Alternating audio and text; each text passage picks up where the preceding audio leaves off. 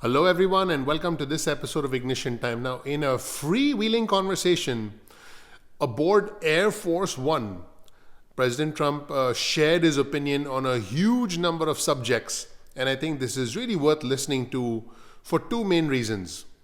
Number one, we get a clear sense of what he stands for, and I'll summarize this for you. Number two, Trump's ability to essentially talk to anybody at any time about any subject, which is refreshing from a president. So what did Trump talk about? And by the way, I'll show you the entire live clip from Air Force One, unedited, raw footage from Air Force One. So make sure you watch this video all the way through to the end. Please click like, subscribe, and enable notifications. President Trump shared his opinion on policy matters, on national security concerns, economic strategies, and basically, President Trump was promoting much stronger trade relations, being much more affirmative, much more forceful, much more bold as far as the standing of America goes, reducing government waste, and like I said, a more aggressive stance on foreign relations. So what did Trump talk about? Let me give you a summary of what he talked about, and then we'll actually hear from Trump in his own words. He talked about TikTok and China relations.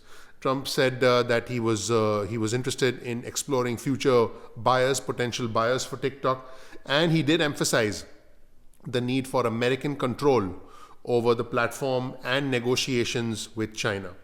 He talked about Elon Musk and government spending. He did support the proposal, which we actually broke on our channel, to return 20% of Doge savings back to Americans by way of tax refund checks. So he did support that proposal, and we did break that news on our channel. So make sure you find that video on our channel, please.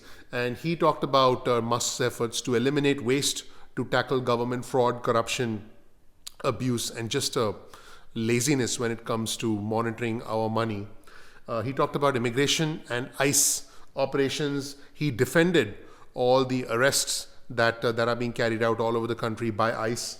And he said that many of the individuals targeted are criminals, including murderers. That was exactly what he said.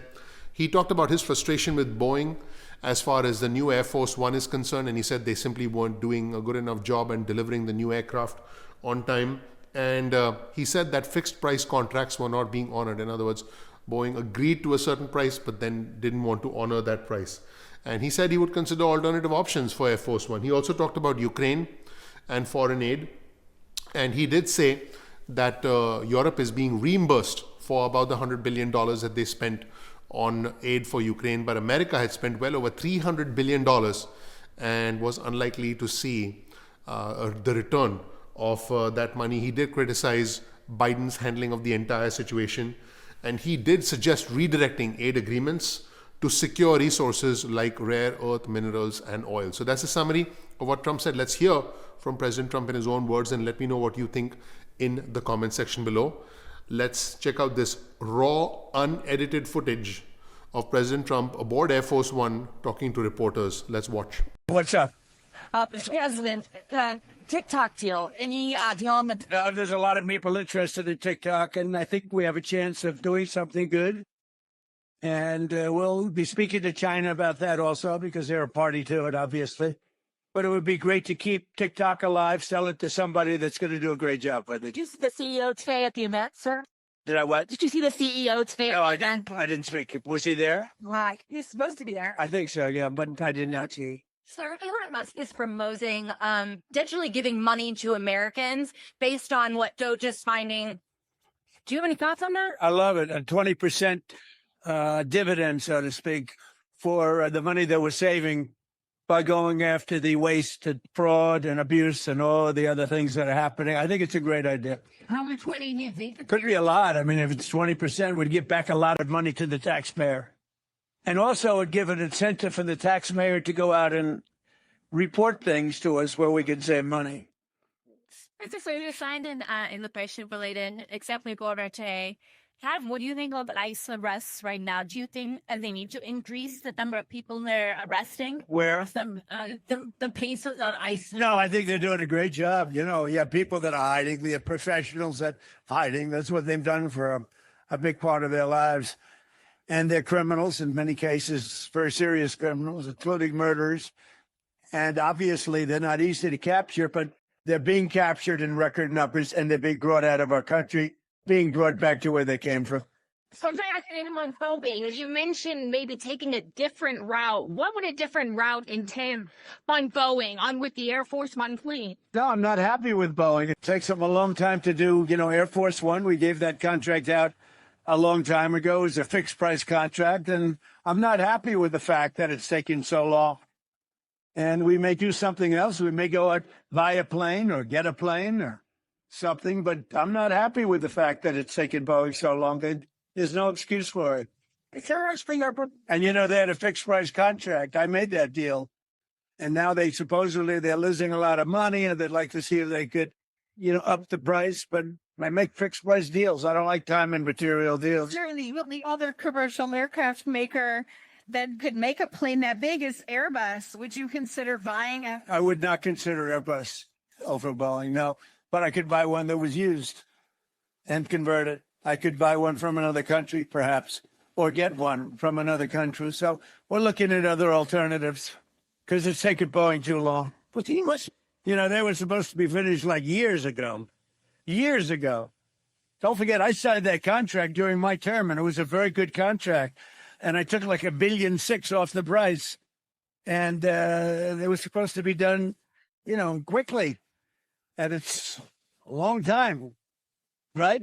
Did you voice for your preferred colors? Oh, no, it's going to be that color. Yeah, no matter what, it's going to be for that color. Gaza, do you find the Egyptian proposal to redevelop Gaza acceptable? I haven't seen it. When I see it, I'll let you know. I don't know about Ukraine. Yeah, you said today that you had a deal on critical minerals and Ukraine broke it. Yeah, we had a deal where we were going to get. Look, you have to understand, Europe is being paid back the money that they put up, and they're only putting up a fraction of what we're putting up. I think they're in for $100 billion, and we're in for $350 billion. And there's no reason that should have happened. It's Biden's fault.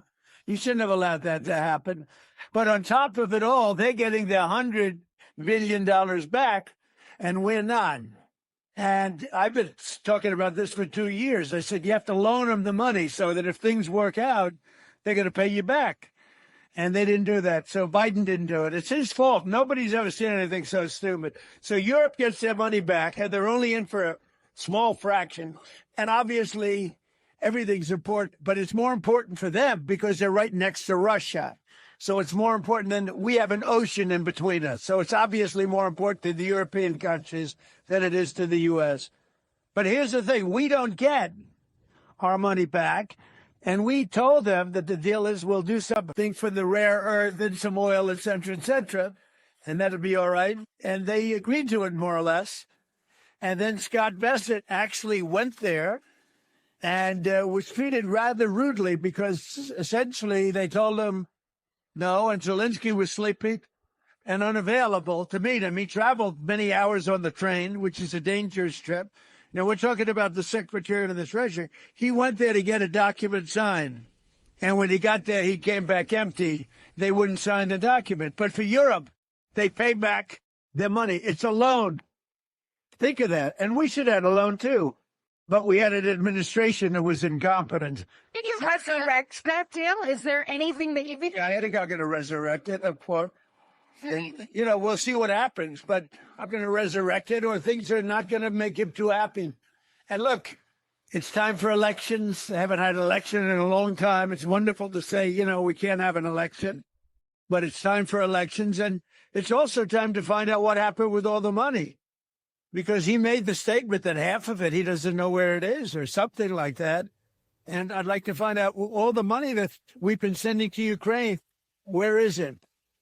And I can tell you we're doing very well with Russia. We're going to do something with Russia that he was unable to do. We can make a deal with Russia to stop the killing of, potentially additional millions of people. The soldiers are being just wiped out on both sides. Wiped out. It's horrible. The weaponry today is so powerful, so, strong, that it's killing a lot of soldiers. And I don't want to see they're Russian and they're Ukrainian. I don't want to see those soldiers killed. They have mothers and fathers. They have sisters and brothers. I don't want to see them killed. There's a free tariffs. You mentioned lumber. That's something that I don't believe you've heard before. Forest products, yeah. And do you have a rate in mind for that? Yeah, but we're thinking about maybe 25%. Do what that also mean? Freebie? In that vicinity, yeah. A little bit later. Car companies. Did you say you said that you spoke with some car companies? All car companies. Everybody's coming back into America. These are important, please.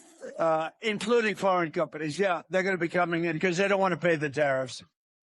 Should I be having lunch with some Democrats next week? Elaborate on who that is and what y'all. Well, you'll see when I do it. But some good ones. Right? Some biggies. Right? You're concerned about congressional funding. No, I think we're going to just talk. I think it would be great if Republicans and Democrats can get along. It's time. It's time. It makes sense. So would you say you trust the Russians in negotiating their base going forward? I do. I think the Russians want to see the war end. And I do. I really do. But I think they have the cards a little bit because, you know, they've taken a lot of territory. And so they have the cards. So, President, what you said it to the British Prime Minister's isn't tomorrow. No, he'll be coming soon. No, he's asked to come and see me. So we'll make Macron and President of France also. Macron will be coming But that was like very soon, maybe Monday. It's not a congestion pricing. So, they're going to be. It's supposed to have saved about or raised about $15 billion to help the MTA. Do you have an alternative way to fund the MTA system now that they're In New York, they have to do that. Look, you know, New York's treated a lot of people very badly, and it's hard to, you know. It's hard to feel sorry for what's happened in New York. It's sad to see the way they've treated people. And they continue to do it. And, you know, look at what's going on with the mayor. Look at what's going on with so many other things. So congestion pricing is not a good situation. And they're treating the people of New York very badly. Supposing you worked in a shoe shop or you worked in a restaurant as a waiter and you have to come into Manhattan and they're taking, you know, many dollars out of your pocket. You can't afford to do it. And price, you know, if you take a look, traffic will go down because people aren't going to come. If people don't come, that means the whole place it's going to be a disaster. So it could be, and it's probably going to show that traffic will come down, but that means they're not going to spend their money in New York. They'll go someplace up. here to go to Fort if lawsuits ensue?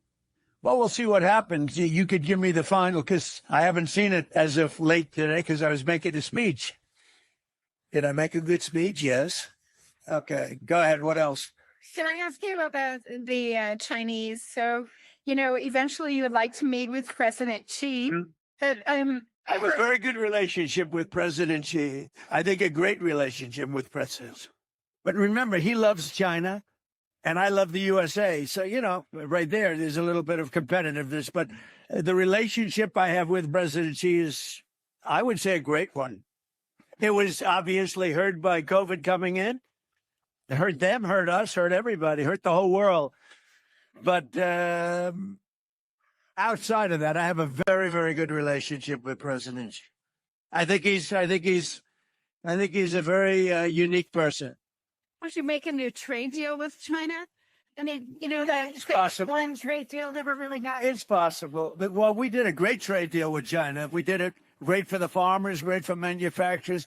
They had to buy $50 billion worth of our product, and we were making them buy it. The problem is that Biden didn't push them to adhere to it. So, do you think D.C. should govern itself, or do you think that governing of District of Columbia should go back to Congress? I think that we should govern District of Columbia. It's so important, the D.C.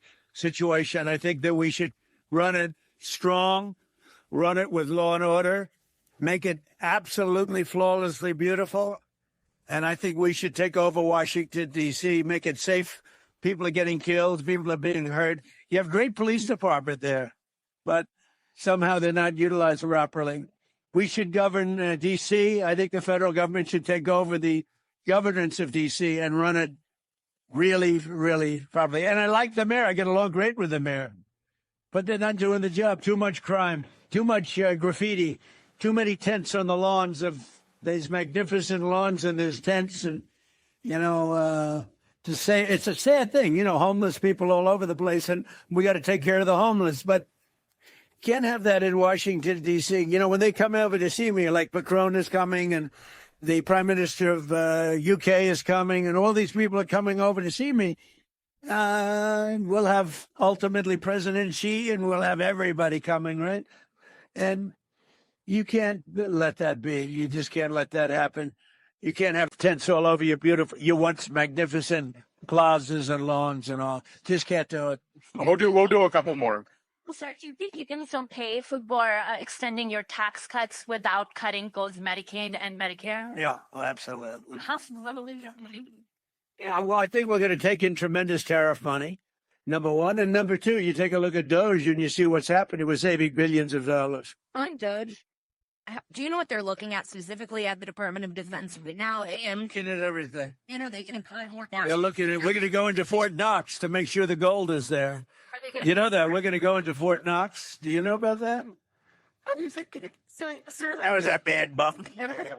Are they going to eliminate more national security positions, civilians? We'll see what happens. Like one of the things we do want to look. we hope everything's fine with Fort Knox, but we're going to go to Fort Knox, the fabled Fort Knox, to make sure the gold is there.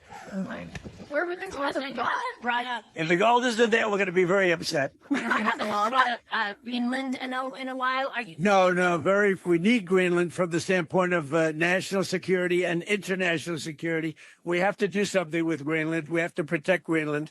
But we need it for national security, and we need it, maybe more importantly, for international security. I still want for. So can I just follow up? Are you seeing it as part of any of the discussions you're having with Europeans and Putin in some sort of? No, we have to have Greenland because of the national security picture, even more so now than it would have been 20 years ago, 30 years ago, when they talked about it then too. They used to talk about it years ago. They were talking about Greenland, but much more so now with, modern weaponry, planes and the speed in planes and all of the things. So we have to have Greenland. Thank you very much. All right. So that was it. Nearly 24 questions answered by President Trump aboard Air Force One. Remember, Trump had no knowledge of these questions beforehand and was able to speak intelligently and coherently on all of these matters, which is not something I've seen ever from President Biden. All he got were a bunch of softball questions and a bunch of softball answers in all of the nonsensical interviews that I saw from him. Let me know what you thought of Trump's comments. Again, you saw the full raw unedited footage on our channel. Please click like, please subscribe, please enable notifications. Thank you so much for watching the Ignition Time channel. I'm looking forward to seeing you in the next episode of Ignition Time. I'll talk to you soon. Bye.